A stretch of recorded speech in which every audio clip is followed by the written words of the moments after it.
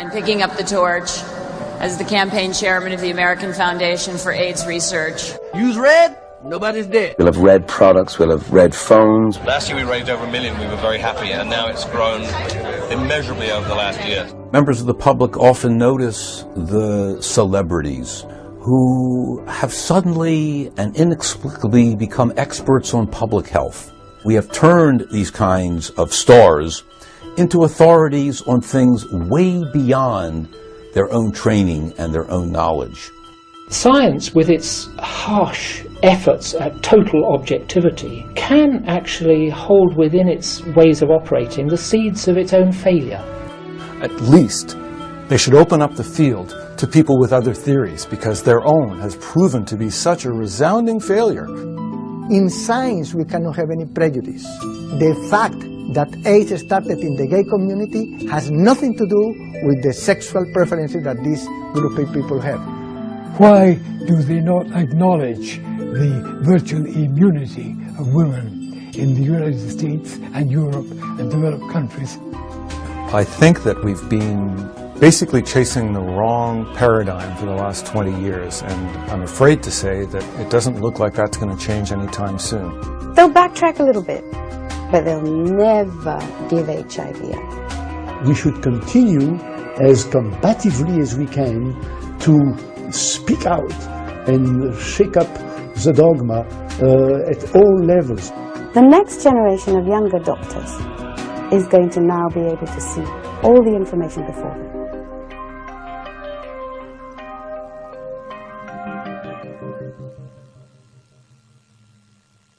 We are told that the most lethal epidemic of the last 100 years is AIDS. That around the world you hear figures as high as 250 million people could be infected. Millions dying. In South Africa alone, 5 million infected. What is the truth of this? We're also told that you need the drugs. They'll put time on your side. Without them, you're absolutely going to die. We're told that once you're infected, it's going to be there forever. You can't get rid of it. Is that the truth? We're also told that we need an antibody test. That's the only way to determine, do we have AIDS? Is that factual? I'm Gary Null. I'd like to welcome you to a special program, a program that will look at AIDS from a different point of view. The old paradigm in science is first you find the cause and then you treat the cause. Well, with AIDS, we have violated both. Not a single retrovirus has been ever demonstrated to be responsible for any single human disease, and certainly not killing anybody. To think that the collapse of the human immune system, which is a very sophisticated system that's built up over millions of years, just started happening in 1980? I'm sorry, this is science fiction. Dr. David Raznick is one of the developers of protease inhibitors, part of the antiretroviral drug treatment commonly used to treat AIDS patients. Over the past 26 years, Dr. Raznick has done extensive research on the subject of HIV and AIDS. The best evidence against the HIV hypothesis is that there is no evidence for it. In the vast scientific medical literature, over 100,000 journals published so far on HIV/AIDS, we cannot find anywhere in this vast literature the evidence that HIV causes AIDS, that AIDS is a contagious disease, or that it even sexually transmitted. We don't know the names of these people who have done this work.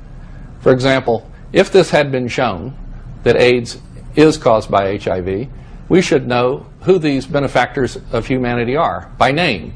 These would be candidates for the Nobel Prize. In 1983, a French virologist named Luc Montagnier published a paper in which he hypothesized that a virus he had isolated was the cause of the mysterious new syndrome affecting gay men known as acquired immune deficiency syndrome, or AIDS. 1 year later, Dr. Robert Gallo at the National Cancer Institute made world headlines after he claimed he had discovered the virus that causes AIDS, using a sample he had borrowed from Luc Montagnier. Dr. Gallo also claimed that he had devised a test for the virus and could reproduce it in the large quantities needed for further research. The worldwide convention that HIV is the cause of AIDS dates from this moment. More than 20 years ago, Dr. Peter Duesberg, a noted molecular biologist, world-renowned virologist, and UCLA professor, was one of the few voices in the world of AIDS dissidents. Around 1987, he began asking a question that seemed like heresy in its day. Was it possible that the scientists were all wrong when they equated HIV with AIDS? I know Gallo, and Gallo is not a bad virologist. He would have found a virus that is there at concentrations where it could cause a disease. But Gallo proved to the scientific world with this, what proved to be nearly a scandal in the scientific history. He claimed the virus from a colleague as his own. He proved that it was very, very difficult, even for an excellent laboratory as Gallo was operating it at the NIH, to isolate a virus from an AIDS patient. There has never been viremia, which means the blood flooded with whole cell-free infectious viruses. If HIV were actually doing anything, making people sick, there would indeed be viremia, meaning millions of whole viruses per milliliter of plasma. In fact, nobody has ever observed even one of them. Some of the most vocal critics of the HIV equals AIDS hypothesis are a group of Australian researchers led by Dr. Eleni Papadopoulos-Eliopoulos. In their breakthrough report, the scientists raised serious questions about the accuracy of HIV antibody tests, and more importantly, the very relationship of HIV to AIDS. In fact, they question whether HIV has ever been isolated. As far as we're concerned, if one goes through all the HIV literature which exists to date, I think one will find it bold and incredible to still believe that there is proof for the existence of HIV. When a particle looks like a retrovirus, you have to isolate it, then put it in another culture, show that the cells in the secondary culture produce particles exactly like the particles from which they originated. That the two particles from the two cultures are exactly the same can be shown only by determining their constituent proteins and RNA. So isolation is extremely important to prove that a particle is a retrovirus. From the very start, the hypothesis that the hypothetical HIV was destroying a subfamily of human lymphocytes was making no scientific sense whatsoever, because retroviruses are fundamentally not cytolytic, as we say in medicine. They are not destroying the cells they infect. They coexist with them. Nobody can find free infectious HIV virus in a human being. That is why they have to resort to looking for antibodies to HIV in a person. That is one of the biggest flaws in the HIV hypothesis, that antibodies, which are a sign of immunity, you should be happy that you have antibodies. It means that you are now immune. And yet with AIDS, we have antibodies as a predictor or an indicator of AIDS and future death. Retroviruses don't really have much power to cause harm. We have studied retroviruses, but HIV in particular has never been clearly defined in terms of its genetic structure and its molecular structure. And what I mean by that is that you can try to determine the genetic sequence of HIV from one person and compare it to another person, or even different viruses in the same person's body, and you'll find that there are huge variations in their genetic sequences. And now we're starting to talk about different strains and mutations and all this stuff. What that really means is that nobody's really sure exactly what HIV is, what the exact genetic sequence is. The long latent period is an unambiguous indication that this virus cannot be the cause of AIDS. Unless, of course, that he always say in science, unless we find totally new things, radically new properties in HIV that we haven't found in any other virus or in any other retrovirus. But look at this. Here we have books like this on retroviruses. We have an encyclopedic knowledge on retroviruses accumulated in the last 20 or 30 years. We know hundreds and thousands of them, and so well, better than any other virus. And not one of them does that. There's no way that this virus could have a mystery that isn't in any of these books yet. If you really sit down and look at HIV research and all the findings that have been presented over the years, you still find no demonstrable qualitative or quantitative activity. Those are scientific words that basically mean we can't find either enough of the type of the virus or enough of it to explain what we then see with the decline of the immune system. There is no real relationship, if you really get down to brass tacks and look at the fine details, which I and others have done, between the amount of HIV in a person's system and whether they get sick or not, or how fast they get sick. HIV has never been isolated directly from one single AIDS patient. Some pictures, some electron microscope pictures were taken in cell cultures, highly contaminated with a variety of other cells just to make sure that some retroviruses would be found in them. But this was never demonstrated as originating from a single AIDS patient. There is this notion that HIV jumped from a chimpanzee to a human sometime in the 40s or 50s in Africa. The problem is they've never been able to isolate that previous strain in the chimpanzee. Where is the pre-human version of HIV? It ain't there. They cannot find any animal carrier or any animal reservoir for HIV in the wild. It seems to have been in humans quite some time. And as a matter of fact, Jonas Salk, a very famous scientist who developed the polio vaccine, told me and others in 1994-95, before he passed away, that he probably thinks that HIV was 900 years old in humans, and other researchers have basically postulated even longer. California microbiologist Dr. Kary Mullis was awarded the Nobel Prize in 1993 for his development of one of the most widely used current techniques in molecular biology today, the PCR, or polymerase chain reaction. This revolutionary technique allows scientists to take a sample containing a very minute amount of DNA and replicate that DNA sequence until there are many copies. One of the first applications of PCR was to analyze human tissue for the presence of HIV. PCR is commonly used in medical and biological research labs for the detection of virus culture in infectious persons. The people that are AIDS researchers now are getting neurotic if you ask them any questions. There was a time when I first started asking questions, all I wanted was, where are the papers? Just tell me the papers that you read that convinced you that HIV was the cause of AIDS, because I need to reference those papers in some of the, I was working on a test for HIV with PCR, and I needed to write a little report to the NIH to say, here's the progress we've made, and the first line of it was, HIV is the probable cause of AIDS. And I thought that was true. This is before I got involved. And I said, what's the reference for that quote? And I looked for it for about 2 or 3 years, and I never could find it. And by the end of 2 years, I'd ask everybody at every meeting that I'd gone to that talked about AIDS, I'd ask, I'd look through every computer database.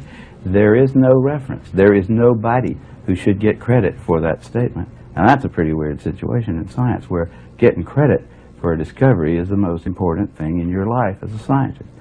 It's not just Peter Duisberg or some outsiders who criticize the failure of our war against AIDS. It's the orthodoxy itself. They advertise they have not saved one single life. That means, in conventional scientific logic, there could very well be something profoundly wrong with the basic hypothesis, with the basic approach that we use against AIDS. It wasn't a plot, it wasn't even greed or anything like that. It was a mistake in certain circumstances that happened, but the failure has been that science failed to correct that error.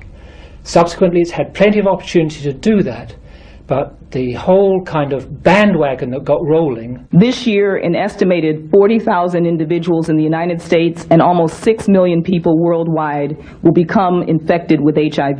With all the feeling associated with it, the compassion for AIDS patients, the fear of what was happening as this purported virus was thought to be spreading sexually in the world's populations, that feeling, that emotion, stopped science from following its normal checks and balances and putting right this fundamental mistake.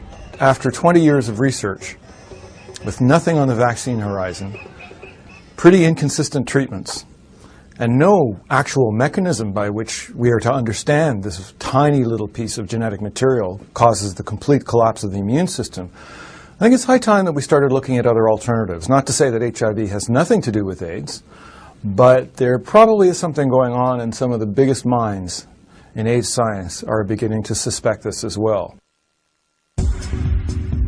This is Stonewall. This is where it began. June 28, 1969. 8 New York City police officers showed up here.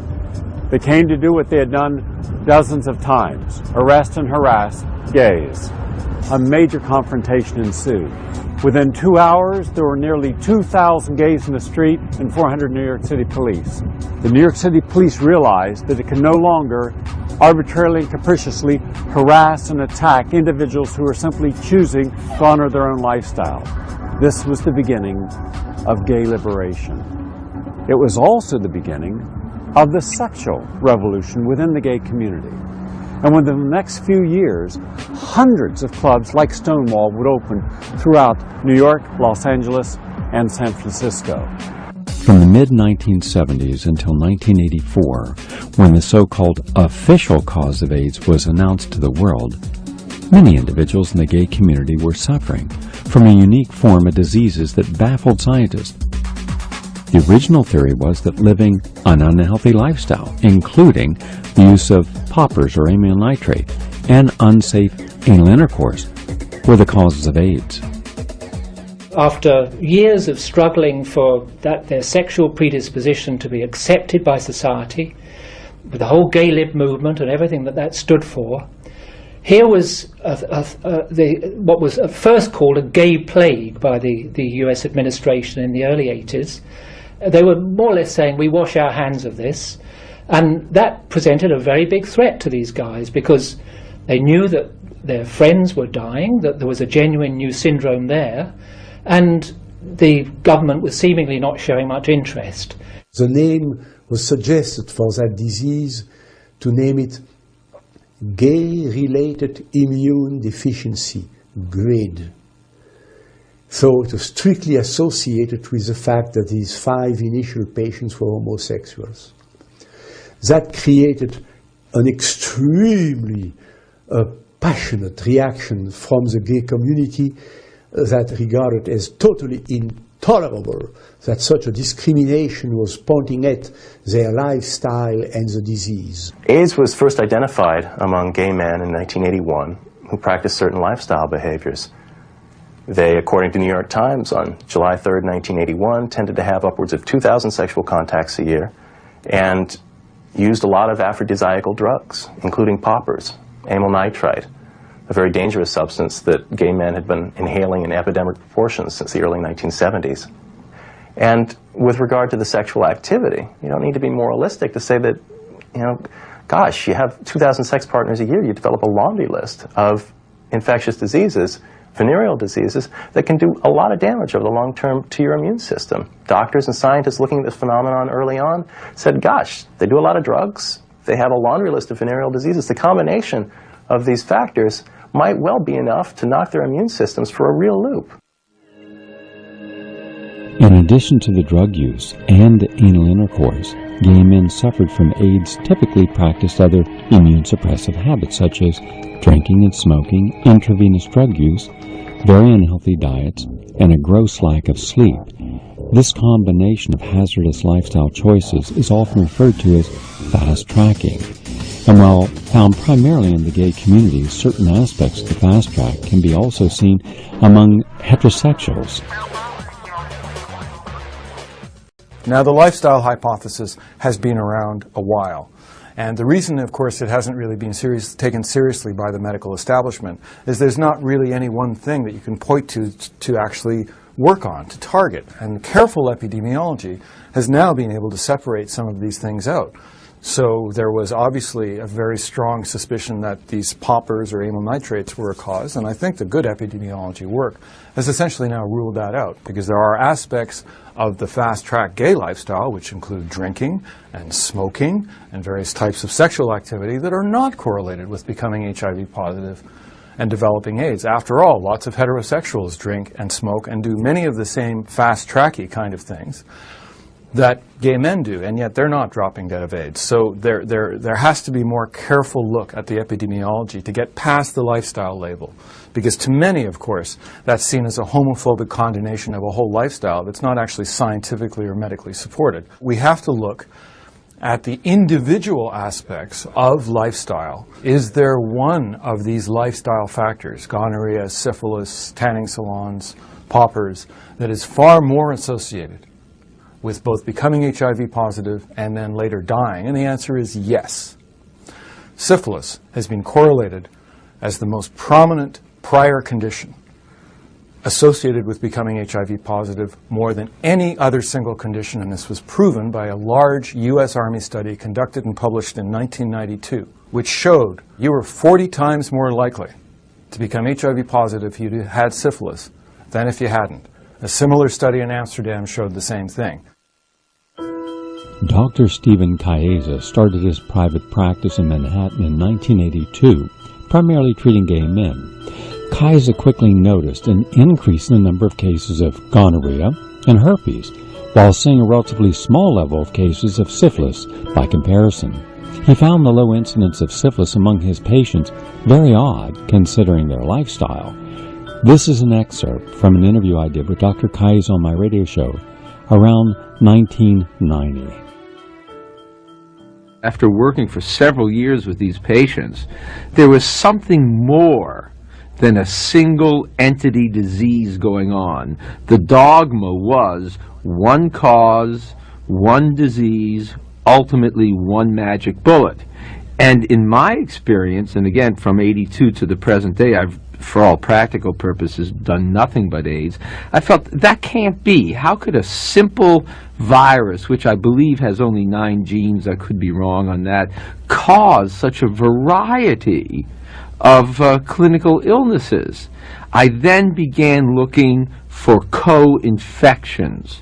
The one I came up with, which seems to be the most important and even more important in terms of initially suppressing your immune system than HIV, is of all things syphilis. Now, why then don't we see more syphilis, is the obvious question.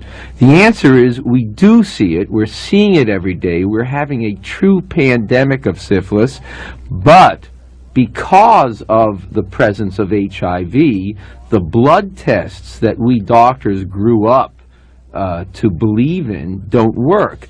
I've been taking all my HIV positive patients, and whether I can find serologic, that is blood evidence of syphilis or not, I'm treating them for syphilis in a rather aggressive way. And quite frankly, I, and apparently no one else, can explain the results I'm getting given orthodox dogma. So what you're saying is that AIDS as a single virus simply does not exist. AIDS is a complex disease caused, and state-of-the-art knowledge, and this may change, certainly syphilis, chronic syphilis you don't know you have, that's been on board minimum a year, okay? That's probably 70% of the ball game right there. But you add to that things like, and you made this point very well, Gary, you add herpes to that, and we now know herpes is playing a role in this. It's a 10% role, but 10% is still 10%. HIV is certainly playing a role in this. Again, it's a 10-15% role, but still 10-15%. There may be other things, chlamydia, amoebiasis, lifestyle. Every 10% is going to count. But it does seem to be quite clear now that if you hit the patient hard and early, I have to emphasize that I can't put together a train wreck. You gotta come early. But if I can get my hands on an infected, but essentially healthy person early, that person will plateau and live a normal life.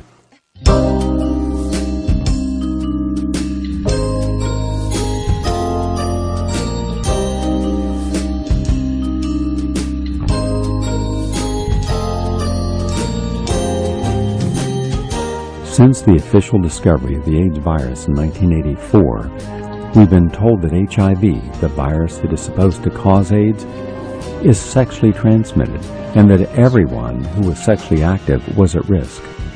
The risk reduction results remain positive and significant for drug users, for heterosexual populations, and for gay men. Although the science of AIDS is still very much up in the air, the early work done by the Centers for Disease Control epidemiologists, now I'm talking about the early 1980s, 81, 82, in my view, pretty much proved that something that was passed on through sexual activities was decimating the immune systems of the people who were engaging in these activities. And there has been no evidence that has come along since then to basically dissuade me or my colleagues from that view. The statistics have been confirmed over and over again, most recently just last year from the University of California at San Francisco, that it takes, on average, 1,000 sexual contacts with an HIV person or persons in order to become HIV positive yourself. That means 1,000. Put that in comparison with typical sexually transmitted diseases. It takes, on average, 2 to 3 sexual contacts to get gonorrhea or syphilis, for example. Now, the CDC has estimated a constant 1 million Americans infected with HIV over the past 10 years. Constant number. That right there should be a giveaway. It's not spreading in society. That's not an epidemic. The number of cases reported went up epidemically, exponentially, because the number of tests that was done went up exponentially. How many doctors knew about HIV in 1983? 2. How many knew about it in 1985? Say 500. How many knew about it in 1986? 40,000. So that's where the curve came from. How many tests were done? Look at the articles in the literature that talk about sexual transmission of AIDS. I've found at least 15 of them, and in every case they were unable to find sexual transmission of HIV positive at a rate greater than 5 for every 1,000 acts of unprotected intercourse. And in a few of those studies they actually controlled for use and non-use of condoms and found that use of condoms made no difference. This is not a sexually transmitted disease. The heterosexual epidemic certainly hasn't seemed to materialise in Australia. For example, in 1991, 10 years after AIDS commenced, researchers were able to write that no Australian prostitutes had been infected through sexual intercourse. None. Prostitute women don't have higher rates of HIV or AIDS than anybody else. And in fact, any research that has been done has also shown a number of other things that indicate that prostitute women are taking very good care of their health and the health of clients and the community in general. In the MAX study, they have shown the only sexual act directly related to the development of the phenomenon which is called HIV and of AIDS was passive anal intercourse. By 1997, Nancy Padian has proven that AIDS cannot be heterosexually transmitted. They had couples there who either one or the other was positive, and they were followed up for more than 6 years. And although nearly 25% of the couples were not using condoms, still no one of the negative couples ever seroconverted. In just about every group where you had men and women present, the infection rate of men is 2 or 3 times that of women. AIDS started in the 1980s. There were 95% of AIDS patients were men. Over the years that has changed, and it's now about 3 to 1. So, AIDS has affected men and women differently over the years, and HIV has affected them the same over the years. In Haiti, they told me they'd followed 780 couples over 8 years. To their amazement, 1 couple was positive and 1 negative, I hasten to add. 750, 8 years? Do you know how many became both positive, concurrent, I think it's called? 36. If it's just caused by needles, or it's just caused by homosexual activities, you're not going to really get a long, sustained public outcry against it, and nobody's going to want to spend $6 billion a year. They're going to say, well, we really didn't like those people anyhow. Great. I can't think of a better solution to the homosexual problem than a disease that'll kill them all. I mean, there would be congressmen that would talk about that quietly, not on television. So the CDC had to say, we can't say that. We got to say it's got to be heterosexually transmitted. There's no proof that it's transmitted at all at that point. So why not just say, well, it's heterosexually transmitted too? Because that made it a plague, and the CDC needed one. The CDC hadn't had a good plague since polio. Their funding was probably going to be cut back if they didn't come up with one. The guy that was the head of the CDC, in fact, wrote memos that have been obtained, where he describes this as hot stuff. Those guys have got an agenda, which is not what we would like them to have, being that we pay for them to take care of our health in some way. In 1996, in the Wall Street Journal, a couple of investigative reporters had found that the Centers for Disease Control in the 1980s had hired a public relations firm to campaign along the lines, everyone is at risk of AIDS. And they did that not because they thought everyone was at risk of AIDS, but because they thought if it remains a disease associated with gay men and drug users, we're not going to get any funds to do anything about it. The religious right liked it because they felt that we'd all been a bit too loose about sex, and now that this virus was out, people would be more careful about sleeping around, and the left liked it because it became a sort of icon of their desire to express their compassion.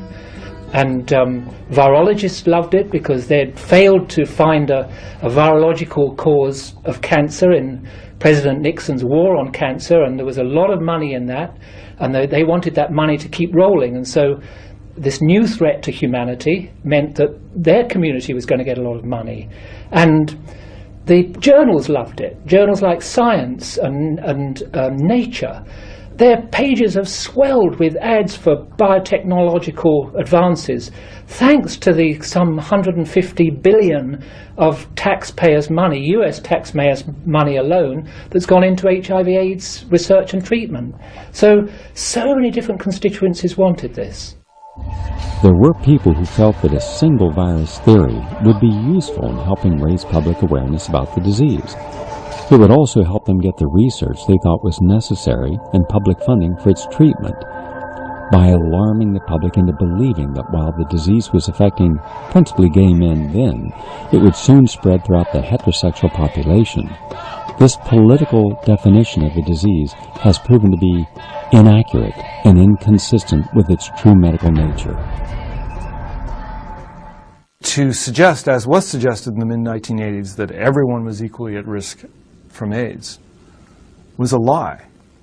And the chief medical expert at the American Foundation for AIDS Research, AMFAR, at the time, Dr. Joseph Sonnabend, quit because he knew it was a lie.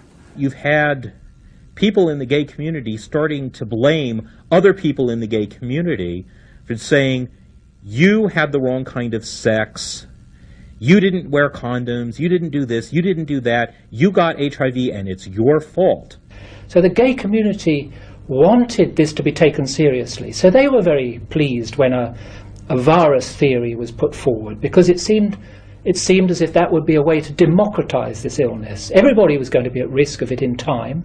They'd just been unlucky enough to be hit first. The same people who, in 1990, were saying Peter Duesberg is a homophobe because he says people who use drugs got AIDS, he's blaming the victims for their illness. And now the same people who used to say that are themselves blaming the victims for their illnesses. I think public health advice that you give to people in the midst of an epidemic has to be grounded in the science. And the science did indicate, and still does, that AIDS as we understand it is definitely something that sexual activity is one of the big risks for. T cells are a type of white blood cell called lymphocytes, and they play a central role in the body's ability to fight off all kinds of germs and diseases.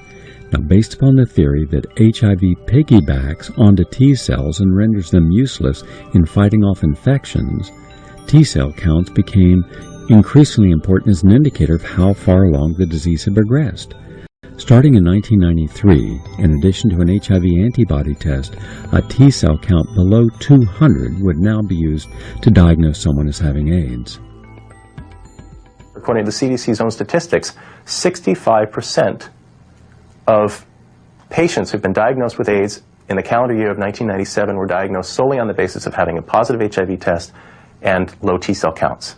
Certainly, T4 decrease cannot be considered the hallmark of AIDS because it appears in many patients who never develop AIDS. In fact, all you have to do to have a decreased T4 cell is to go on the beach and lie there for a few hours. And if you measure your T4 cells, more than likely they will be very low. It's not possible to measure the strength of your immune system using the blood. It makes no sense because only 2% of those white blood cells or lymphocytes said to be responsible for immune functions are in the blood. All the others are in the tissues where they have to do their work. The health infrastructure throughout a whole country. Security agenda is protecting lives. Many Americans may not realize. Got 25 years of unlimited money being spent on AIDS, and yet there is absolutely nothing serious to show for it. It's too dangerous for the government to fund basic research, because with government funds comes politics, and politics only permits one view to prevail rather than competing views. All this money spent, this $billions of dollars, is not preventing AIDS, not curing AIDS, but making the problem bigger. Science nowadays, it's no science anymore. It's more about public relation, power, business, industry. The whole thing might have been based on bogus science. Why are we spending so much money today on AIDS research? In fact, more than we spend on either cancer or heart disease. Where has all this money gone? And to what benefit? What are the results? What groups of people have found relief? Certainly not those who need it when they enter into research programs seeking some form of improvement or a cure. Is that the reason so many in the gay community are very vocal and organized, gathering at conventions, at open city areas, demanding a release, a cure after all these years? They're going down a particular path which is leading them nowhere because they're not solving the problems. And all the time the public are saying, where is the magic cure? We've spent millions in this direction. What's happening? Having created and marketed the HIV story, the US government scientists, Fauci, Gallo, who were primarily responsible for doing this, they needed a drug to go with it because gay men at that Washington AIDS conference, they were demanding, I remember the demonstrators there saying, give us the drugs now. You know, they were really afraid and they really felt that drugs were the answer. No results. And the establishment themselves obviously realize that they've got to put on a brave confident face. So anyone that attempts to challenge where they're going will get flattened because they're really frightened of showing that the cracks in what they're doing. So there are very strong pressure groups and interest groups involved with AIDS. There are immunologists and virologists and the pharmaceutical companies who are all trying to find vaccines and antiviral drugs to deal with HIV. And such is the asymmetry of information. The public still believe that it is a general threat, that it's been very difficult for these fundings to be cut back. After all of this time, who really benefits from the billions and billions of dollars spent each year on AIDS research? There is so much TV coverage. AIDS is good media play, and ratings zoom at the hint of a breakthrough of a new miracle drug. And Hollywood has stepped into the spotlight in support of HIV/AIDS research, yet we're still no closer to finding a cure. The scientists who started AIDS, they were looking for another disease that they could say that retroviruses cause, and it had to be something infectious. So I think they went into it with a certain mindset. We need an infectious disease because we're retrovirologists, and if we don't have some kind of a disease that goes along with our germs, then we're kind of out of a job. Scientists are supposed to have some evidence that leads them tentatively to some conclusion or to some action. They're supposed to be able to show that to other scientists, any interested person, in fact, who's willing to understand what it is that was used as evidence, should be able to say, yeah, I agree with that. That makes sense, using rules of inference that we've used since Aristotle. Those that control and maintain the HIV hypothesis of AIDS are two basic institutions: the Centers for Disease Control, the CDC, and the National Institutes of Health in Bethesda, Maryland. Both of these institutions will probably come as a surprise to the public to learn that they are military organizations. When you have these military structures in the CDC and the National Institutes of Health, you can control the debate, you can control the information flow. Not only that, since the National Institutes of Health are the primary source of funding for all academic, medical, scientific research, they can control who gets funding to do what research. And in that fashion, they can control what gets published and, more importantly, what you exclude. The scientists are, like you say, they are considered the final arbiters of what's good for the planet or what's bad for the planet. And they hadn't got the slightest idea. Instead of wearing white robes, they wear white lab coats, you know. Instead of bringing you the word of God, they bring you the word of the EPA or whatever, and they don't have to understand what it is that they're making you do, in fact. And people, you know, I think they fall naturally into it because there is a need in humanity for something like a religion, something that makes you feel a part of some larger kind of group, something that you think, in spite of your wormy little life, makes you a part of something good, something big. There's a kind of pathological science, not a deliberate deception, but a sort of sickness that has gripped these great communities, these great professionals. And to take that on board is a big challenge to your sense of your place in the world. I think that's been the biggest factor that in the more recent years has led to this sensitivity about anything that could challenge the HIV theory. When beliefs get tangled up with facts, matters of fact become matters of religious kind of significance, where if somebody gets mad at you for asking him a question in a scientific meeting, or says, we're never going to have Kerry Mullis at the European Union of whatever kind of scientists, or they put it in Nature, because he came in there and had the audacity to tell people that it might not be that bad to have sex, that AIDS might not be something you get from sex. That I don't see any evidence for it, is all I said. I don't see any evidence for it. What?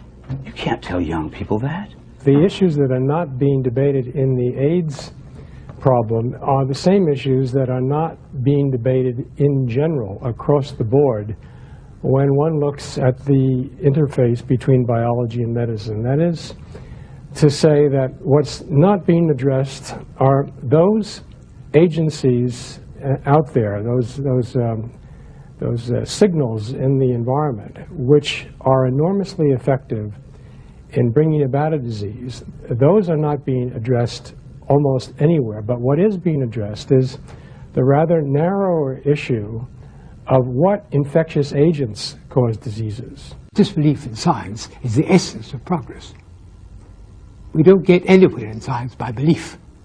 We get anywhere by using data, by elaborating hypotheses, putting them to the test. We shouldn't despise criticism in science, we should welcome it.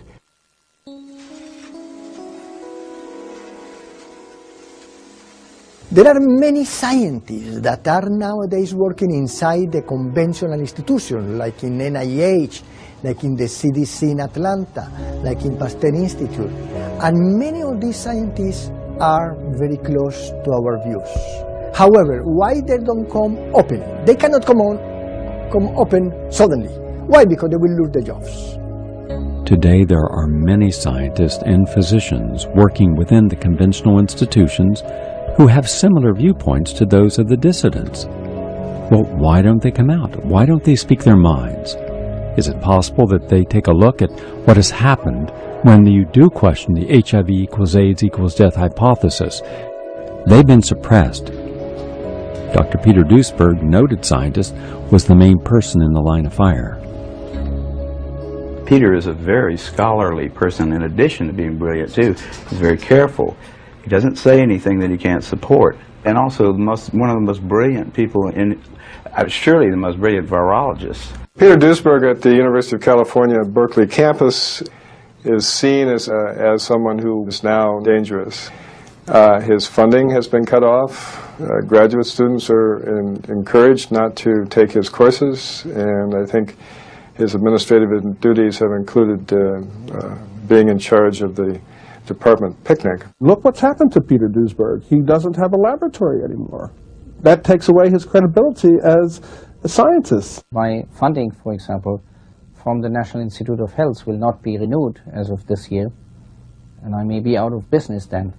Also, my colleagues have essentially excommunicated me. I'm not invited to meetings, or hardly ever to meetings anymore, not ever to one on AIDS. I'm not allowed to publish in the same journals anymore as I used to.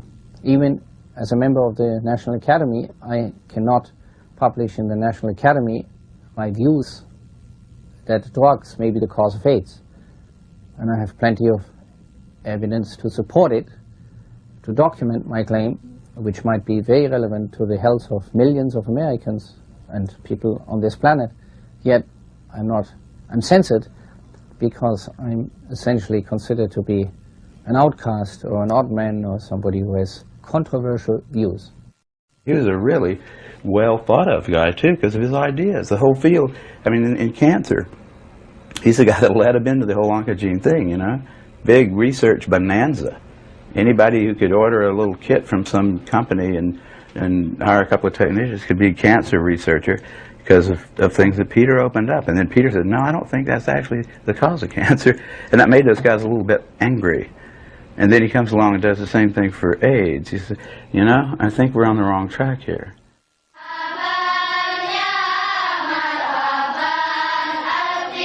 One of the main problems in the war on AIDS is it's essentially become a battle for, or between truth and power. If HIV causes anything, boy, if it causes anything, it certainly causes fundraisers, and it raises funds in many different ways.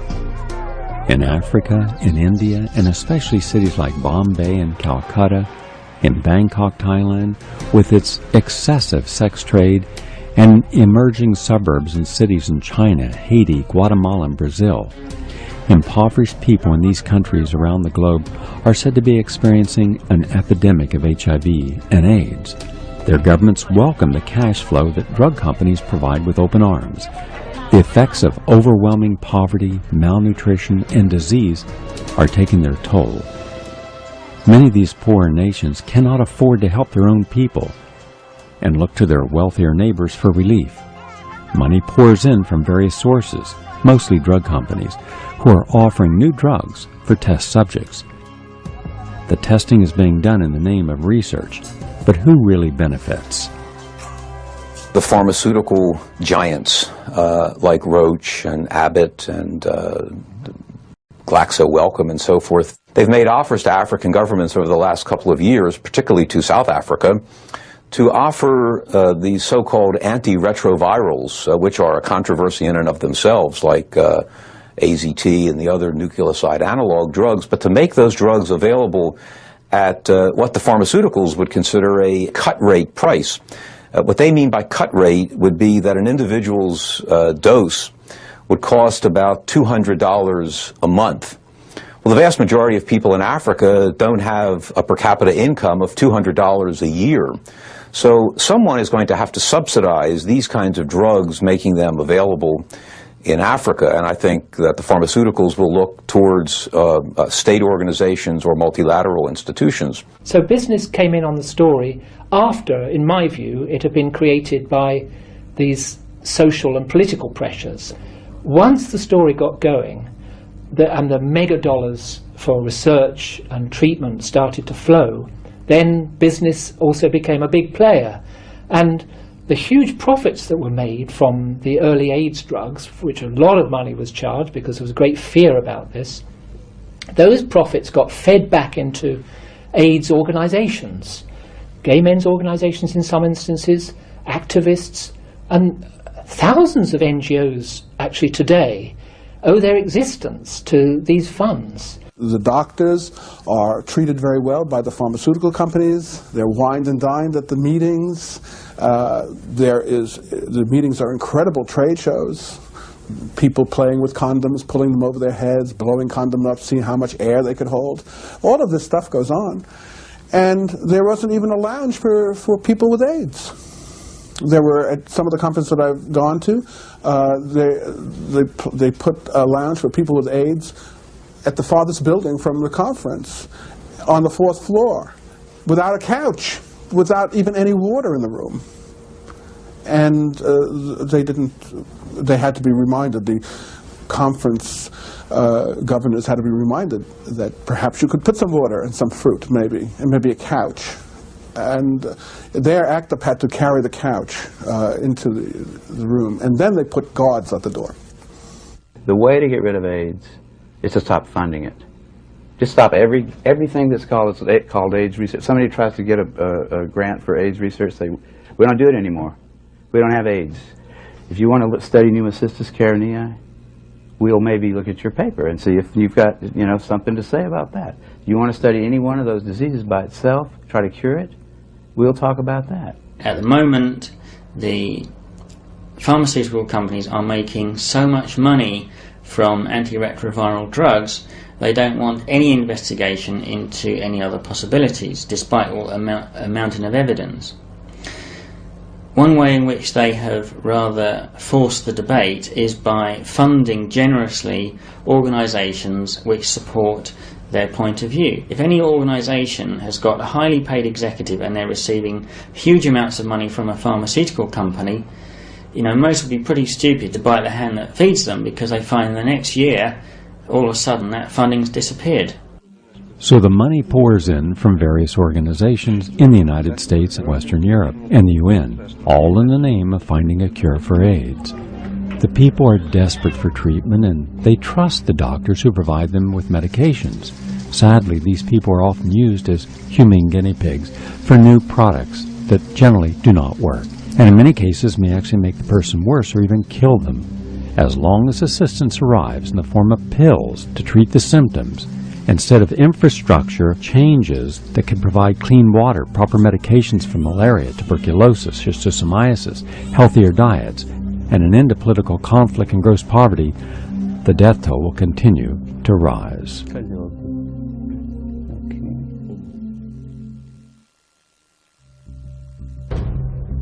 Little wonder the public is fearful of HIV testing. A positive HIV antibody test means that a person will eventually develop AIDS, considered by most to be a death sentence. We're also told that early detection and treatment can prolong your life, and that the HIV antibody test is the most accurate method of detection. However, The scientific literature that comes with the test kit clearly states that the test should not be used to diagnose someone as having the HIV virus. Well, if the test kit's own manufacturer states it should not be used for diagnostic procedures, what then is the value of this test? There are two tests in common use. One's called the ELISA, the other's called the Western blot. The only difference between them is that in the ELISA test, all the so-called HIV proteins, about 10 of them, are all mixed up together in a solution. And in the Western blot, prior to reacting, the proteins have been separated out into a nitrocellulose strip. Now, the test that really matters in all this is the Western blot. So we really don't need to discuss the ELISA test. It's used as a screening test, and it is admitted by experts that it is not sufficiently specific to diagnose HIV infection, whereas the Western blot, if positive, is considered synonymous with HIV infection. The standard screening test is an ELISA. Occasionally you get a false positive. Under those circumstances, a Western blot can absolutely confirm.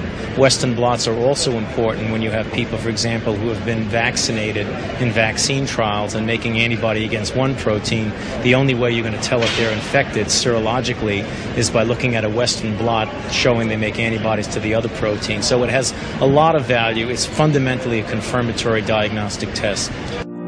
It is nearly impossible to determine the rate of false positives because there is no gold standard to independently verify test results. Depending on the dilution of the blood sample, basically we are all seropositive. It all depends on the dilution of the sample. At the moment, there is not a gold standard to know if we have antibodies for the presence or absence of antibodies against HIV-1 or HIV-2 in human blood. There's also data from a number of hospitals in the US, which was published in 1988, where they tested nearly 90,000 blood samples anonymously. These patients were selected to have no risks for HIV infection or AIDS. In some of the hospitals, they found 25% of men were HIV positive on the Western blot, the most specific test, and they found that 8% of women were HIV positive on the Western blot. I mean, this should lead one to question again, how do that many people who have no risk for HIV or AIDS get to have that many HIV antibodies? If you imagine that this was a breathalyzer and this was an antibody test. Now, breathalyzers are carefully calibrated by comparing them to alcohol. No HIV test, if you look at the literature that comes with them, has ever been calibrated by comparing it to HIV infection. In fact, the instructions actually say that they presume that the presence of antibodies implies presence of the virus. HIV tests have got a well-documented huge list of over 60 things in medical literature, established medical literature, which shows that these tests are completely non-specific. Now, if breathalyzers were validated on that basis, you'd have people convicted of drink driving with a test which has never been compared properly to alcohol, and which it's known that tea, coffee, fruit juice, cola and milk can produce false positives. You'd never be able to convict anybody of drink driving on that basis, but that's the basis on which people are given a diagnosis of a biological death sentence every day. The arguments that Peter Duesberg originally made, that antibody is normally a sign of immunity, normally is correct. Antibodies are normally a sign of immunity. And it's highly paradoxical that a virus whose levels in the blood are brought down to undetectable levels following the appearance of antibodies can somehow later on go and kill someone 10 years later. It's a real medical conundrum, and the scientific community has not been responsible in addressing this paradox. One of the best ways to change from positive to negative is simply to change your residence to a different country. This was published in Continuum magazine from London. It was made up by Val Turner, a scientist in Australia who has done a lot of work on HIV antibody tests. There are different criteria for reading these tests, and each one of these columns shows the different criteria from different countries or places. In Africa, all you need is 2 of these bands to be positive. In Australia, you need 4. In the United States, we have 5 different sets of criteria for reading Western blots, and they are all totally different. So if you go to a lab that uses the American Red Cross criteria, you may be positive. And if you go to a lab that uses the FDA criteria, you may be negative. And if you go to a lab that uses the CDC criteria, you will more likely be positive there because they use much more lax criteria. I don't think that there's anything wrong with different countries having different criteria, because the different criteria are only really for that small group of patients that come in the indeterminate level. When a Western blot is really positive, it hits you like a truck. It's only for that little indeterminate group that you have to be concerned. In theory, at least, that if you were tested in New York today, then flew to Australia, and you had 3 bands in New York, you would not be positive in Australia, but you would be positive in New York City. Now, a virus cannot behave in this manner, and this is what has led us to hypothesise that there is no proof that any person with a positive antibody test, no matter how defined, is in fact infected with this so-called lethal retrovirus. Everybody uses it experimentally, and most people use it clinically around the world. Not, maybe Britain doesn't use it, maybe there are 2 countries that found a better way, God bless them. When he came up with his first test, he tested 30% of the American blood donators, so let's say the general population, he tested them positive. And the industry said, no, go home, Gallo. We won't buy your test because this is going to destroy our business. And the only thing what he did, he lowered the sensitivity of the antibody test. If they didn't allow them to charge so much for it, I think there'll be a lot less use of it. You know, it's just like in political scandals. Follow the money trail. Figure out who's getting paid for this. Who's getting the money for those Western blots. There's your person who's going to always come down on the side of, yeah, you got a confirmatory Western blots, they call it. They don't even do them in England anymore. No, but not since 1992. It's totally, and ask a doctor how it works. The doctor who prescribes it says, got to have a Western blot to confirm this ELISA positive thing. How does that work, doctor? Sir, what are they now measuring about me that's different from what they measured with the ELISA test? He wouldn't know. He's not got any idea. I'll bet you there's scarcely 50 physicians in this country that know what a Western blot really is. They know when to order it, and they know they get a kickback on it probably.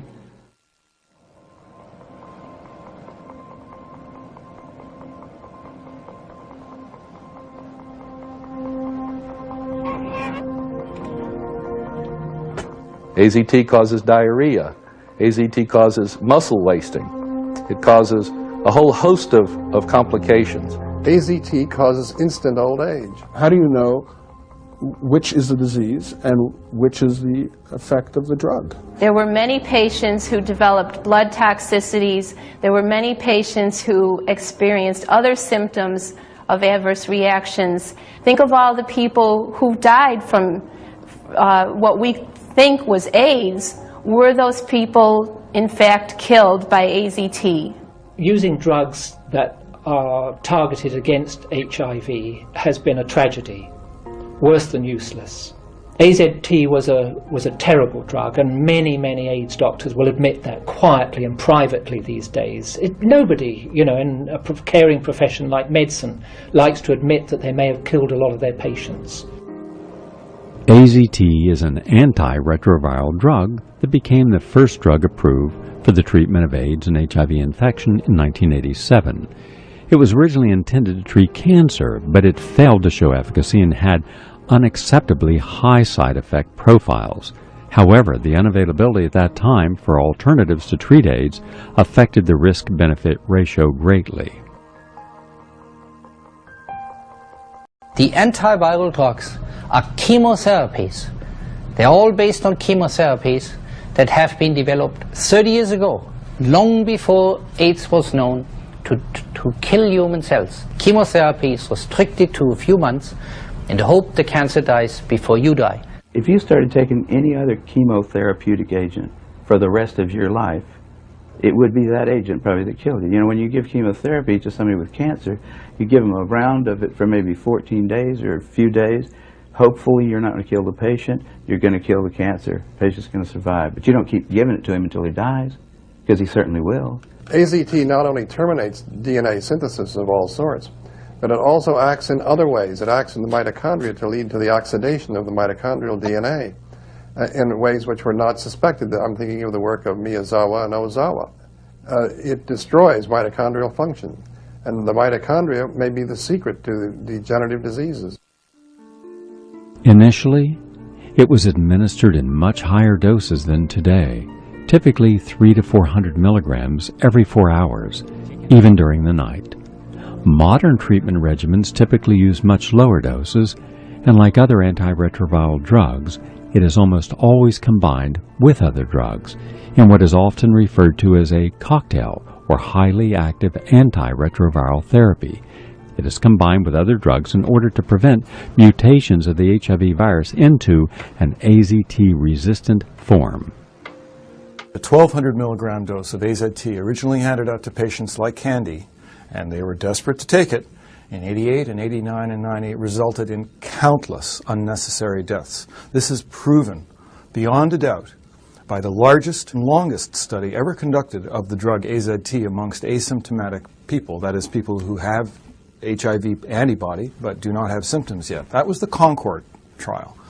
And if you actually look up the Lancet publication of that trial, you find that the trial is divided into two groups of people. They're all healthy, they're all HIV positive.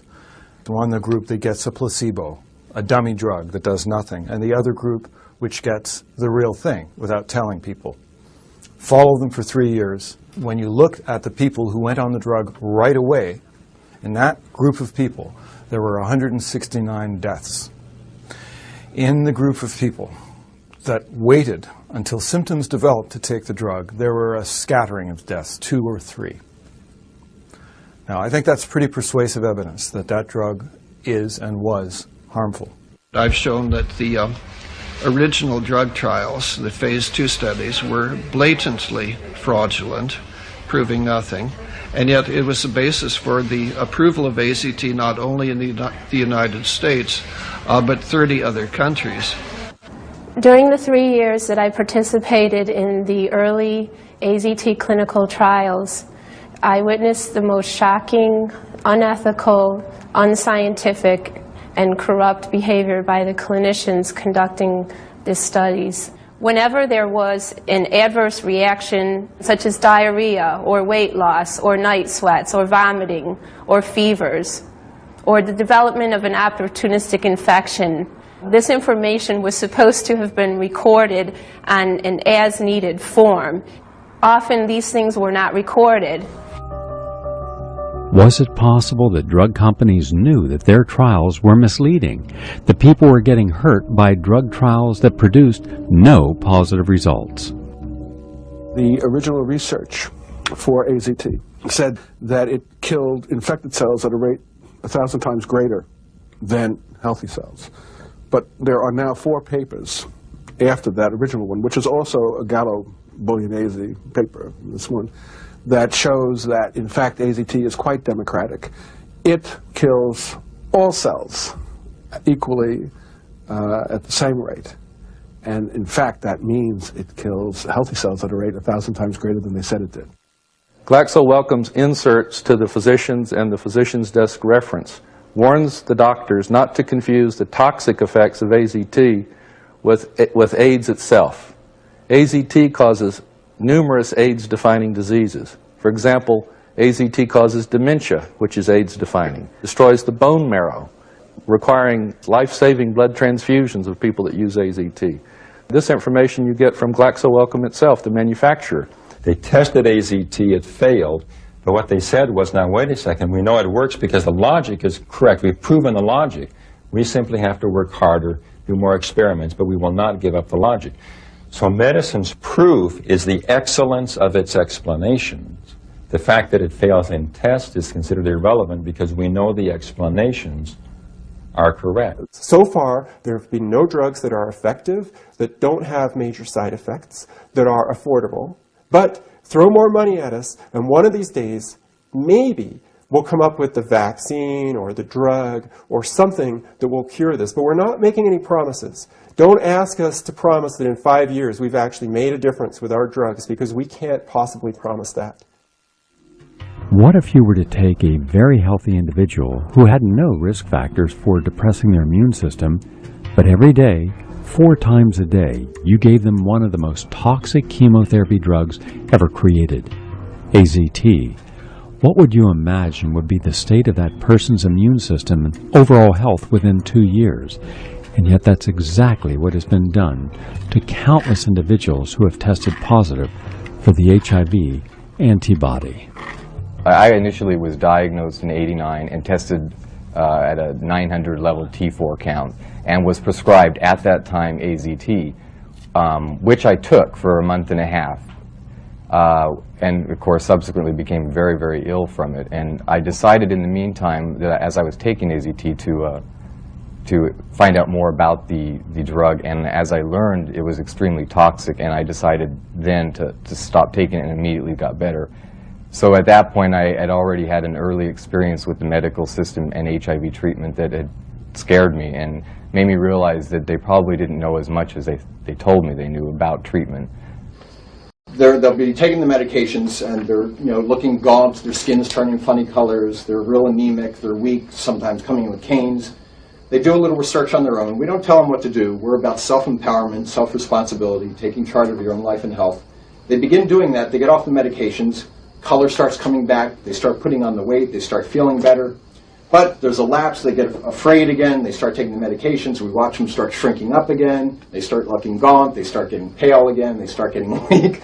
Then they go, oh, maybe I should be doing this. They get off, they start coming back again. You actually watch this, and it's coordinated with taking these medications. It's just unmistakable. To suggest that these drugs can be basically blamed for the symptoms of AIDS is lunacy. Because these drugs, as I mentioned, only came along around 1987, 88, and lots of people died of AIDS before then. So you're going to have to explain, if you posit that antiretroviral drugs are the sole cause of AIDS itself, then you're going to have to explain how all the people who died, gross, disfiguring deaths before those drugs came along, what made them die. AIDS in the 1980s was primarily the result of the recreational drug epidemic in the U.S. and in Europe. However, it shifted considerably in the 1990s. In the 1990s, at least half of all new AIDS cases, maybe even 60% now, are a direct result of the antiretroviral therapies themselves. While the release of AZT in 1987 was not a cause of the 30 to 70 conditions considered to be the result of HIV infection, AZT certainly helped to hasten the deaths of countless individuals who were given the drug. And based upon my own research conducted within the fast-track gay community in New York City during the late 1970s and early 80s, there is no doubt in my mind that prior to the release of AZT in 1987, the development of the phenomena later identified as AIDS and the deaths of those individuals suffering from it were brought on in no small measure due to the hazardous lifestyles that they were living. Protease inhibitors are medications that are very toxic. However, protease inhibitors have few good actions. They are antibiotic. So if the patient has an infection, it's going to work in the infection. They are antiparasite. If the patient has a parasite, it's going to be good for it. If the patient has a fungal disease is going to work also as an antimycotic. But beside that, the protease inhibitors are antioxidant. So at the beginning or for a while, the protease inhibitors are going to do good. However, in the long run, when we give to a patient protease inhibitors, we are blocking the metabolism or proteins all over the body. So in the long run, the patient is going to die. And this is why nowadays the HIV/AIDS establishment is still repeating, there is no cure for AIDS, there is no cure for AIDS, there is not a single cure for AIDS. AIDS has continued to increase with antiviral drugs of the DNA chain terminator variety, and has decreased when recreational drug use decreased, and continued to decrease when the protease inhibitors were introduced in '97 because recreational drug use continued to decrease. But it didn't decrease as fast because people who are HIV positive are now being intoxicated, rendered AIDS patients by anti-HIV drugs. The biggest reason for people who are HIV positive to die nowadays is liver failure. Liver failure is not an AIDS-defining condition. Liver failure is, however, a common side effect of AIDS drugs. You have a self-fulfilling prophecy. The more people are treated against AIDS, the more people will eventually develop AIDS from it. And then the perfect excuse is delivered with the medication. You can say, Jesus, if I hadn't medicated you, you would have been sick even sooner and would have died sooner. But thanks to my medication, you are only getting sick now, and we're giving you even more medication. We need more money to develop further medications that have yet to cure the first AIDS patients. Since the mid-1980s, on a regular basis, the headlines have touted amazing new promising drugs in the war on AIDS, the antiretroviral drugs. The trouble is, when you look back honestly, they didn't work, and tens of thousands of lives have been lost. Very few lives saved. These were not miracle breakthroughs that we were promised. The miraculous protease inhibitor cocktails are a direct result of David Ho's work that he published in the scientific journal called Nature back in 1995.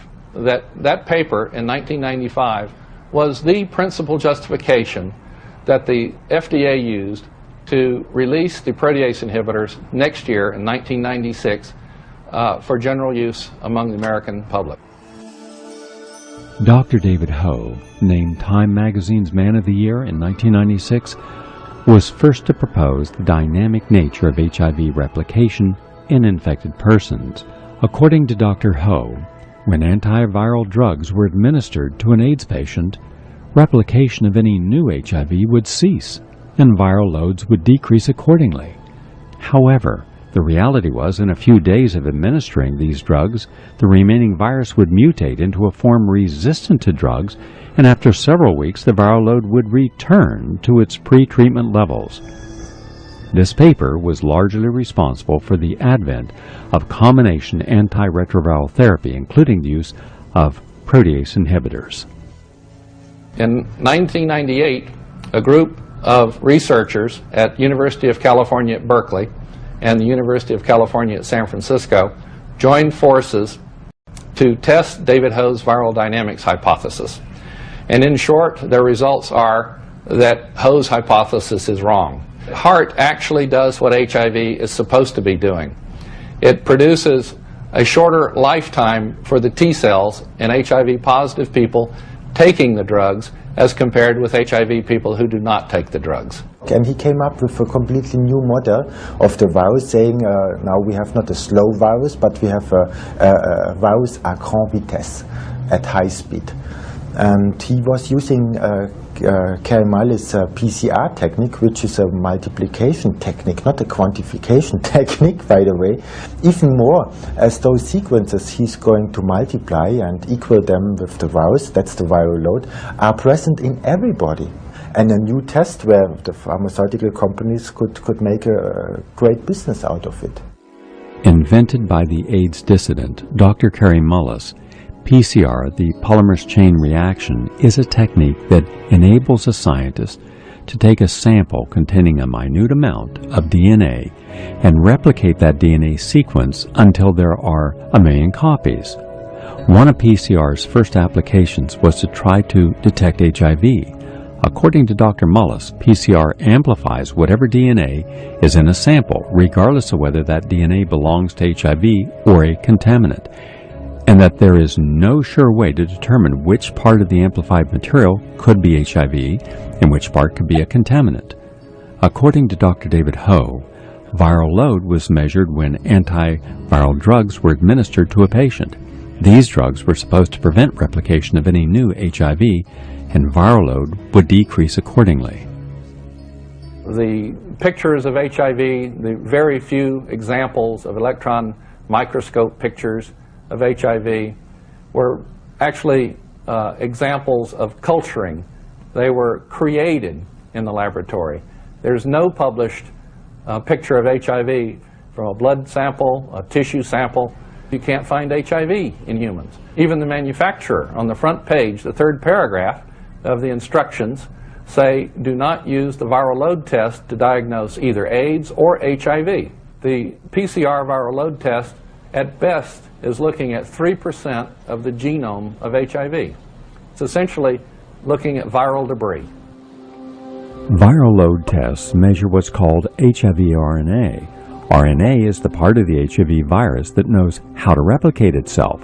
Scientists are able to identify HIV RNA in a person's blood, and by using the PCR method, the HIV RNA can be replicated in a laboratory test tube.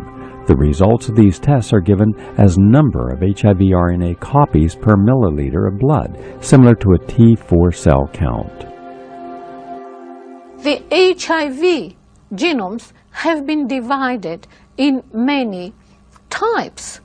If all these are RNAs of a retrovirus, HIV, and if all the tests, the 3 tests, were measuring the viral load, then one would have expected all these numbers to be exactly the same. And yet, one can have, from no virus detected, no viral load at all, to up to 1 million. The major proponents of the HIV hypothesis, Tom Merrigan at Stanford, Martin Markowitz, who works with David Ho at the Aaron Diamond, John Mellors at Pittsburgh. I've asked them, what does the viral load test have to do with infectious virus? Within a heartbeat, the answer is nothing.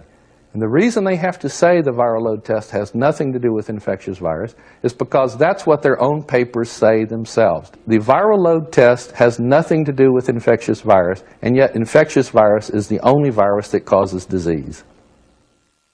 Sex, blood, death, and numbers. That's an inescapably good combination to sell papers. If they only have one microbe to warn you about, if there's one virus equals one disease, and there's one thing that you should do to prevent it, and that is to have safe sex or not share needles, that's a very easy message for the press to pick up on. I certainly do believe that the media has a responsibility also, and that responsibility is to report fairly on all of the latest breakthroughs and whatever it may be it health, be it technologies, that the media has that responsibility. Truth becomes lost in the glitter of one side and the apparent mundaneness of the other side.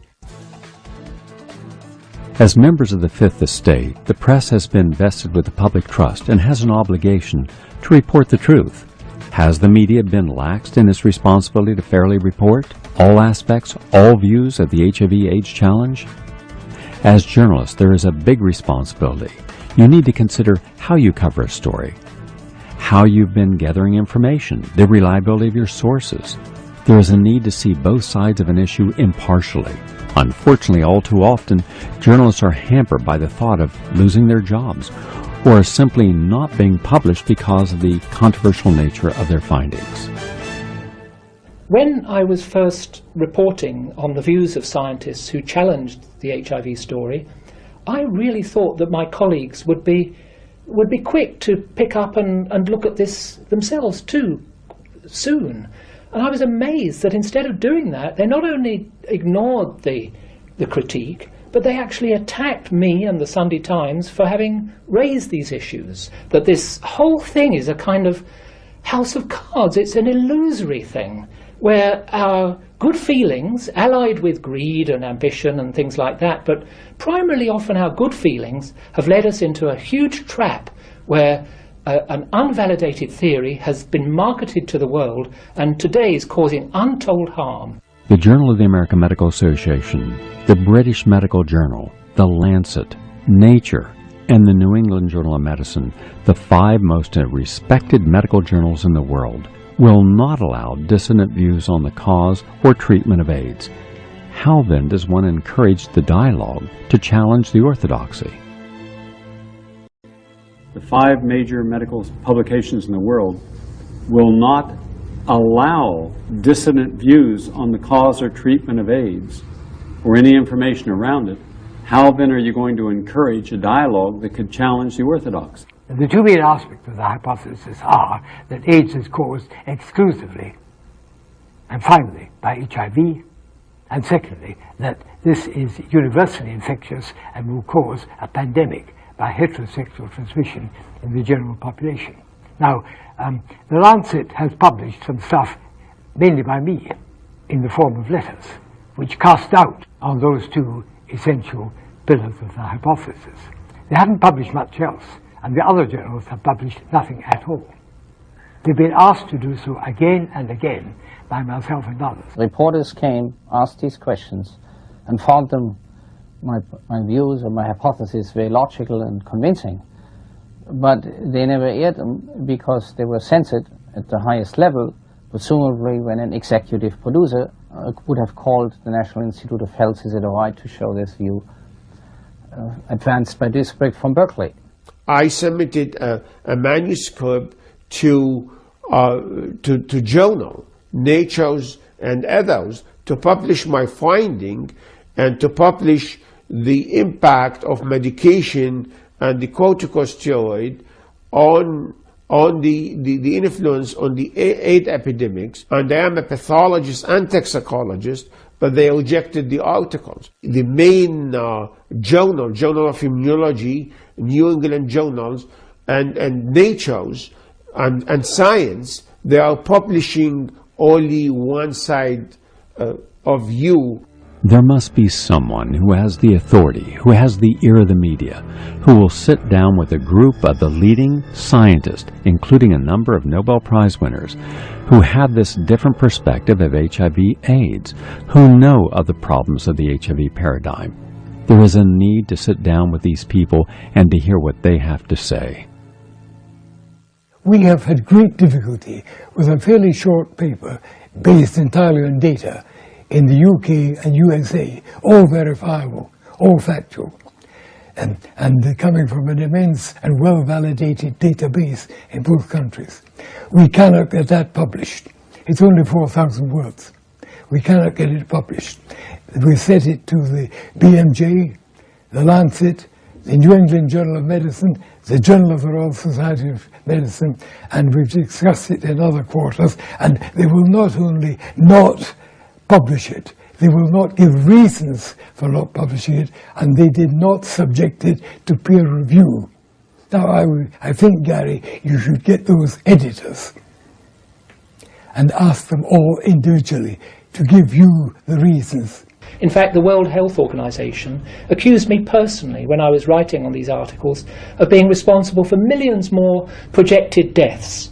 Millions more projected deaths. In the UK, definitely, and, worldwide. They were saying, by raising these issues in an important paper like the Sunday Times, you will be doing so much damage to our efforts to tell people about this peril that is awaiting. And they would believe this when they were saying it. I can't think of another national newspaper, any other national newspaper, that came to the support of the Sunday Times when it was doing this. All the medical and science correspondents were united in either being silent on the issue, or else they would be ready to join in with others in attacking the Sunday Times and accusing it of irresponsibility. The censorship in the gay press is a tragedy, a disgrace. It's been almost complete. There are people in this city who work quite hard to try and create the space in which a proper discussion can be had. AIDS was subsequently cooked up in 1981-82 to explain why certain groups of people were ill. But nobody seemed to ask the one simple question: are we absolutely sure that all these so-called high-risk groups of people would have been perfectly well without HIV? And the answer to that has to be no. As I continued to work the issue as a journalist, I gradually became more and more skeptical. At the same time, I was also involved in AIDS activism and could see how the organizations changed over the years. Activists who were concerned about finding a solution to AIDS would grab onto, they would be interested, as I attempted to share my growing doubts about the HIV/AIDS model. And instead, I saw people clinging to HIV with an almost religious fervor. It's become very difficult for gay media to promote a perspective which is not dependent on the HIV causes AIDS hypothesis, because if they did, they'd risk losing all their funding and going out of business. You know, it's a kind of commercial reality, if you like. One of the things I found very surprising is the degree to which science journalists have just followed the medical industry line and not seriously challenged it to a large extent. For example, I had an African journalist staying with me, and he turned around and said to me, if what you're saying is true, then surely other well-known journalists would have been talking about it by now. Well, it just so happened that I had within arm's reach Neville Hodgkinson's AIDS, the Failure of Contemporary Science. Neville Hodgkinson, of course, being a former Sunday Times science writer. So I reached out and showed it to him, and he just didn't want to know. And that seems to be a widespread phenomenon in the media. They just don't want to know. And I find that astonishing from a profession which is supposed to be truth-seeking. It's anathema, it shouldn't ever be mentioned. If the great and the good say this is so, it must be so because everybody says so. But, so therefore, there's bound to be some form of censorship. And whenever I or anyone else raises the argument that we should start looking at the alternative views, we're immediately told that we're being highly irresponsible, that we're encouraging the gay community into things like unsafe sex, and we're being completely and utterly disregarding the anxieties of people who have HIV and AIDS, because we're creating doubts and anxieties that they don't need. And this is quite wrong, because as a journalist, I believe in totally open debate in whatever the area should be. Truth is simple. Truth is ordinary. Thomas Jefferson said he could not believe any matter of the conduct of our life could be a matter of science, because he says for every man of science there are thousands who are not. What would become of them? Here are the thousands who are not. And I agree with Thomas Jefferson. The truth about the conduct of life is simple, is ordinary. It is about you and I, ordinary people living our lives in good and helpful ways. But that lacks glamour, it lacks newsworthiness. And the truth is that if you're a journalist who says, I'm going to report the truth in today's market where a few very powerful people control the media outlets in most countries, you'll lose your job. Anyone who tries to venture into this field of trying to report fairly and accurately all sides of the story will immediately be pushed out onto the margins and told that they're being irresponsible and that they are trying to support people whose views are just not credible and they're nutters. And so the journalists themselves will then become treated as nutters and as rogues. And so they begin to lose their credibility. And so it's a very brave journalist who puts forward any of these views, because immediately he's in danger of having his whole journalistic career discredited. One of the best defenses of the AIDS establishment is telling you that it's far too complex for you to understand. You can't possibly understand it. Don't try, just trust us. And that has been very successful so far. At some point in time, and I hope it's not in the too distant future, we will be looking back on AIDS and saying, how could we have been bamboozled for so long? How come nobody spoke up? The current generation have too much to lose of orthodoxy, of journalists. They've invested their lives in trying to be helpful to the AIDS debate. They think that their journalism is helping. In actual fact, it's based on a false premise. Now, they're not going to backtrack. Neither the journalists nor the scientists. Nobody's going to backtrack. There's too much to lose. Either they cover it with ridicule, or they don't even mention it at all, because they seem to think that would mislead the public, give them a false impression, might make them more relaxed about having safe sex, etc. And so there's a kind of absence of skepticism, an absence of critical thinking, which in part has explained how AIDS has been able to be interpreted only one single way, which is it's caused by a virus. Sexual behavior is at the root of it. Changing your sexual behavior is what will make you free of AIDS. Africa is a country where they say everyone has so much sex all the time, that they're spreading this virus terribly, and that the lorry drivers are spreading it up and down the big highways. Malaria, malnutrition, the lack of elementary facilities, the abuse of women, the neglect of children. All of those things conspire towards creating what appears to be registrations of a huge pandemic. Poverty is a main factor of AIDS in Africa, which is not the case, of course, in the States or in Europe. Weight loss of greater than 10% of your body weight, chronic diarrhea, a persistent fever and cough. By that definition, a Western researcher like myself has had AIDS. The test picked up immune system activation from this great variety of causes. People were testing positive in millions who had nothing to do with any new disease agent. In Africa, what's called AIDS is simply relabeling other diseases. People are ill from malnutrition, which causes immune deficiency, malaria, which causes immune deficiency, TB, which affects your immune system.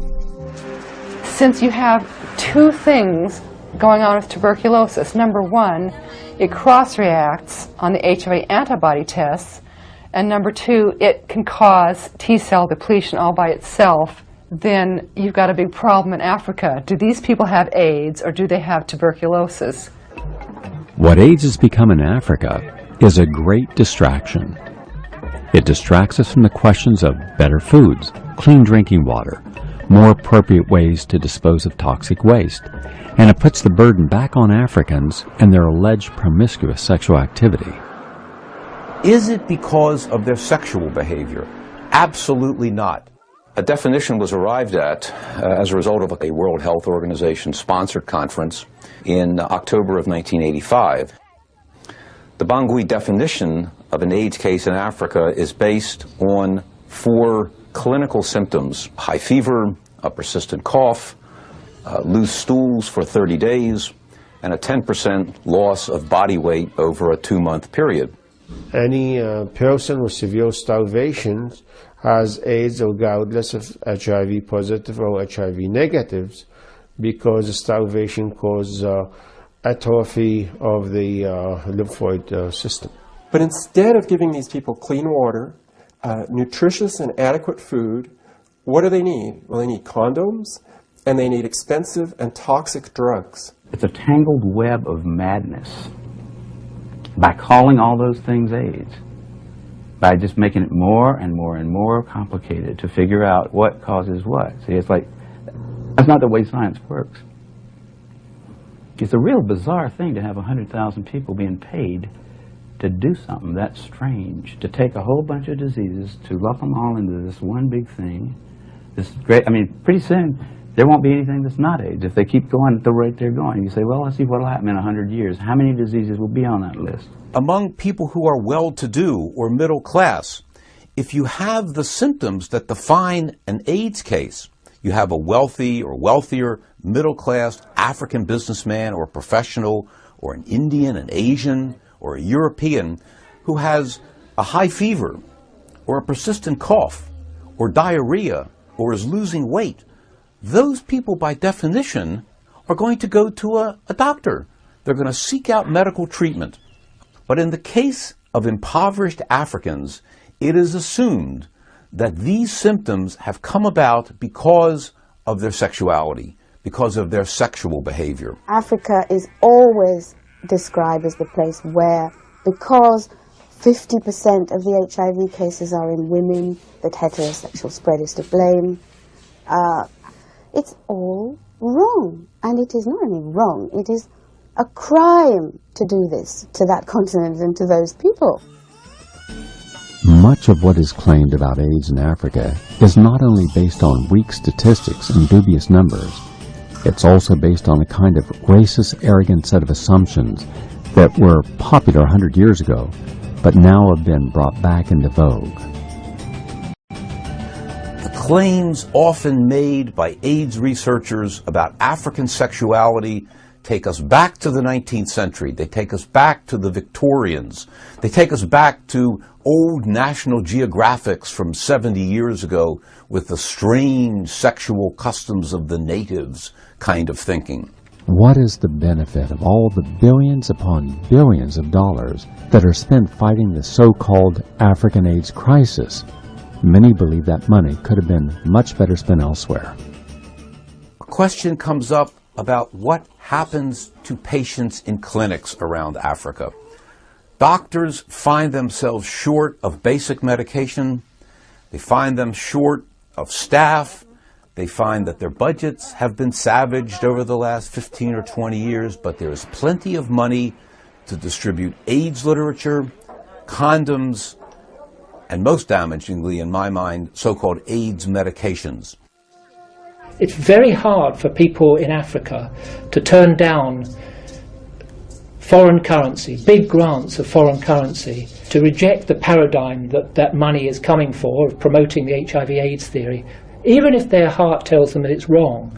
Very hard for them to speak out against it when they can earn more from attending some conference on AIDS than they get paid by their government in a year, which is the case in a number of African countries. The money in Africa is riding on a large number of people being diagnosed with HIV and AIDS. All of the organizations in Africa that have money are associated with AIDS. If someone came along and told them there is no AIDS, all there is the same diseases that Africans have been dying of all along, then all of a sudden millions of dollars of funding would dry up. In 1988, Dr. Philip Kreinen and his wife trained in tropical medicines before moving to Africa to help AIDS orphans. They were told that this was an epicenter of AIDS in Africa, where more than 50% of people had HIV and AIDS. But upon arrival, they did preliminary testing and found that only 13% of the population tested positive, not 50%. Shortly thereafter, they did more definitive testing and found that the number fell below 5%. It is the first time in Africa that a village has volunteered as a whole to be tested for a dreadful disease, that everybody has got its results, and that the truth has been 5 times lower than the figures given by the World Health Organization or the AIDS control program. When a person had tested HIV positive, he would give them support, nutritional support, help with housing, help with drugs for the illnesses that they actually suffered, like it might be TB or intestinal infections. He would give them direct help for what might otherwise have been called AIDS. But he would give them the medicines appropriate to their actual diseases, and he would give them nutritional support. And he found that these people, after a period of support like this, had lower death rates. This is the people who tested positive and who his charity was set up to help.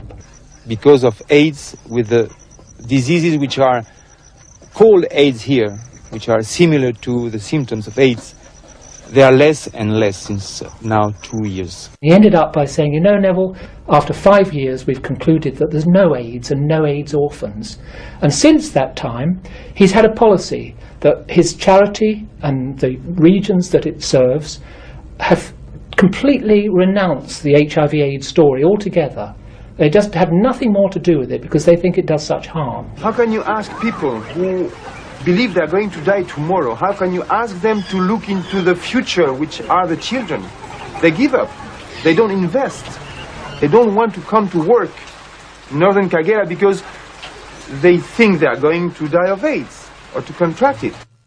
The World Health Organization claims that 10 million HIV-positive Africans are responsible for 300,000 cases of AIDS reported since 1981. Unlike in developed countries, where over 90% of the AIDS cases are promiscuous, homosexual males, intravenous drug users, and blood transfusion recipients, African AIDS is supposedly suffered by men and women in equal numbers, who contract it presumably through heterosexual intercourse.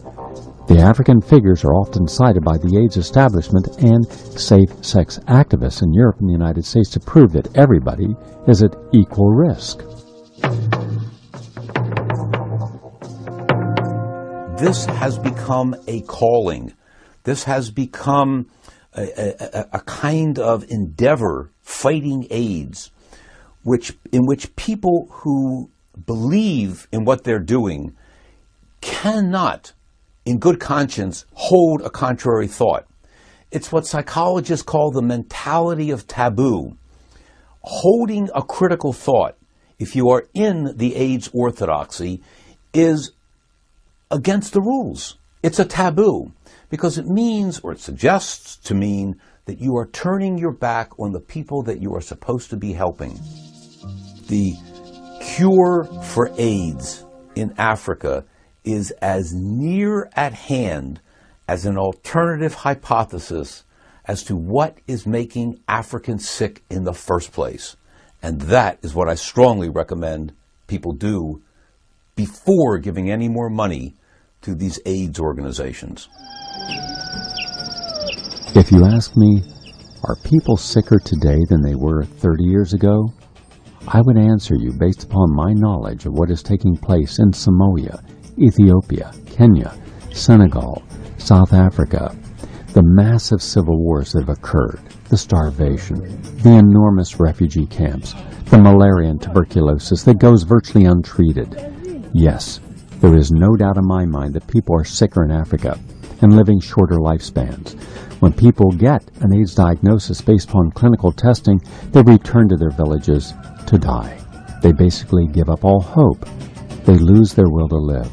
They become outcast. They're rejected by their extended family, forced to live in a secluded, segregated little hut where they're given only meager amounts of food and water and prepare themselves for death. What people don't realize about Africa is that life expectancy there has never been particularly long. To think that the arrival, shall we say, of HIV or AIDS in Africa has suddenly started shortening life expectancy in African countries is really contradicted by the evidence. The media reports that 1,000 people a day die of AIDS in South Africa. It is a number with no statistical grounding, no evidentiary basis whatsoever. It is simply something repeated in the media. But if one goes and checks that number against the actual official statistics of South Africa, what you will discover is in 2004, in South Africa, a country of 46 million people, the total number of deaths that were attributable to HIV diseases was about 13,000. That's about 36 a day. There has been a lot of death and disease and AIDS in Africa for many centuries. And again, our clinical tools and Western medicine penetrating some of these more remote corners of the world has allowed us to define a phenomenon that may well have been there for a very, very long time. There was a study in the Journal of Infectious Diseases in 1994, for example, that made it quite clear that when they did these HIV tests on a population in Zaire, where there was widespread tuberculosis and leprosy, that the test results in 70% of the cases were false positive. If the test results are 2 or 3% false positive, a test is basically invalid. It's useless in terms of epidemiology. Usually these tests are conducted at a sexually transmitted disease clinic. Maybe 100 or 200 people are tested, or they're done at an antenatal clinic where pregnant women are also tested. And from those samples, then projections are made about the rate of HIV/AIDS.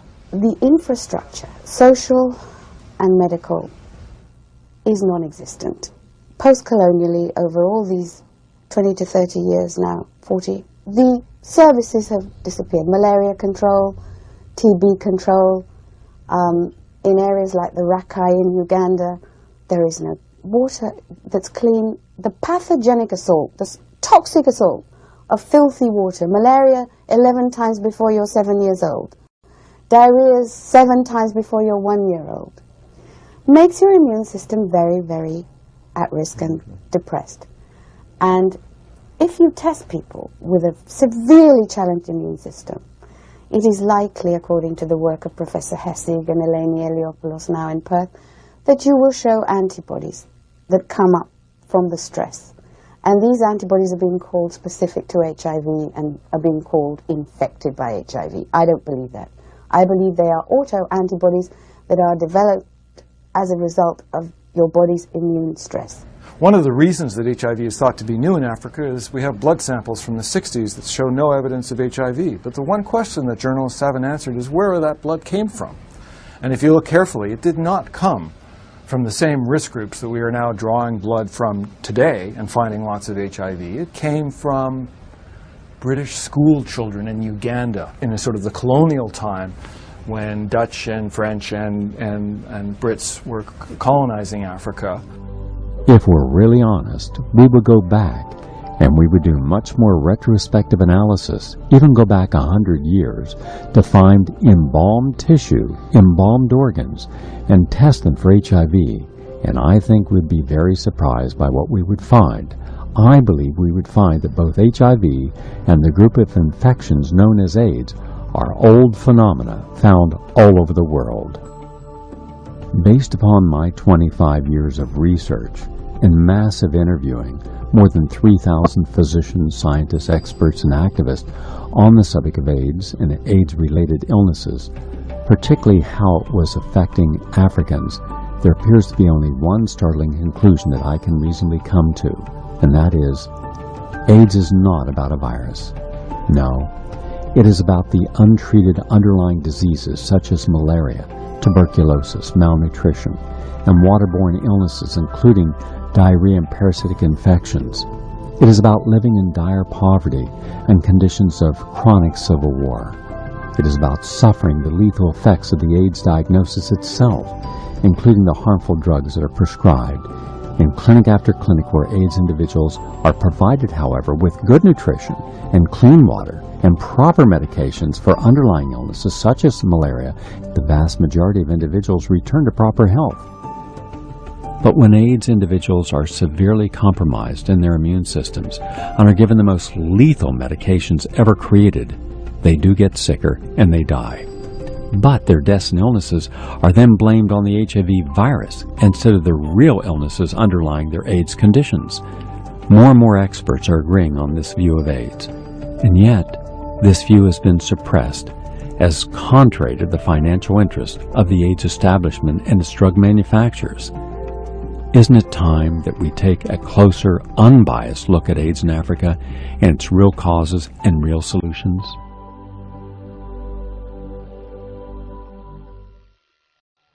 It's not possible in the limitations of this program to bring you everything about AIDS, but I'm hopeful that this at least gave you a second opinion, opened you up to a very controversial issue, and let you know that there are a lot of voices that should be heard, issues explored. And that is our intent. Thank you very much for watching.